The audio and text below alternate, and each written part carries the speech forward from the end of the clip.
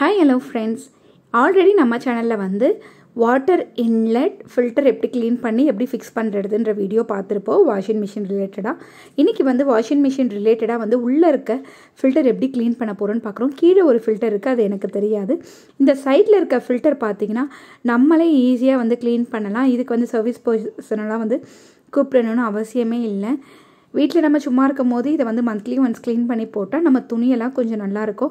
நம்ம யூஸ் பண்ணும் போது துணியில் இருக்க அழுக்கெல்லாம் வந்து இதில் தான் போய் ஸ்டோர் ஆகுதுன்னு நான் நினைக்கிறேன். அதுக்கப்புறம் நம்ம தண்ணி மஞ்சள் தண்ணியாக இருந்தாலும் அதுலேயே அந்த கரலா படியும்ல, இது எல்லாமே இதில் தான் போய் ஸ்டோர் ஆகுது போல். இது வந்து எப்போ க்ளீன் பண்ணுன்றது நமக்கு அது இன்டிமேஷனும் கொடுக்குது. துணியிலலாம் பார்த்திங்கன்னா ஒரு மாதிரி திரியாக எல்லோ கலரில் லேயராக கொஞ்சம் கொஞ்சமாக வருது. அந்த மாதிரி வரும்போதே நம்ம கண்டுபிடிச்சிடலாம் இந்த ஃபில்டர் வந்து ரொம்ப அழுக்கு அதிகமாக சேர்ந்துருச்சு, நம்ம க்ளீன் பண்ணி ஆகணும்னு. மந்த்லி ஒன்ஸ் கண்டிப்பாக இந்த மஞ்சள் தண்ணி இருக்க ஏரியாவில் இருக்கவங்களாம் க்ளீன் பண்ணி தான் ஆகணும். அட்லீஸ்ட் மந்த்லி ஒன்ஸ் செக் பண்ணுங்கள் எப்படி இருக்குது, க்ளீனாக இருக்கா இல்லையான்னு.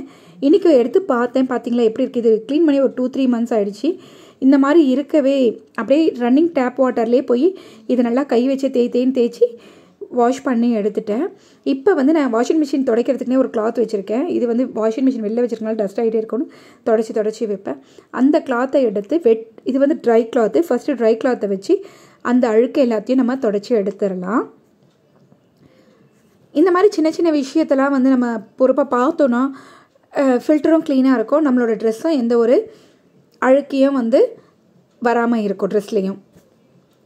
ஸோ இது நார்மல் ட்ரை கிளாத்தை வச்சு ஃபஸ்ட் நான் தொடச்சிட்டு வரேன்.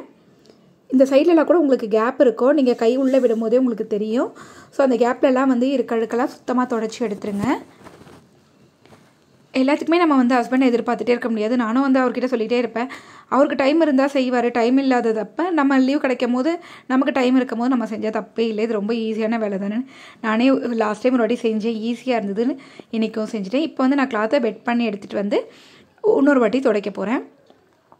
அப்புறம் மேலெல்லாம் கூட ட்ரம்மை சுற்றி தூசியாக இருந்தது, அது எல்லாமே துடைச்சி க்ளீன் பண்ணிட்டேன்.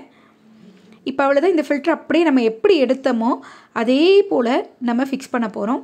ஜஸ்ட்டு மேலே ப்ரெஸ் பண்ணி இப்படி பண்ணாலே போதும், உள்ளே போய் அது ஃபிக்ஸ் ஆகிடும். கண்டிப்பாக இந்த இன்ஃபர்மேஷன் உங்களுக்கு யூஸ்ஃபுல்லாக இருந்தால் மறக்காமல் கமெண்ட் பண்ணுங்கள், லைக் பண்ணுங்கள், ஷேர் பண்ணுங்கள்.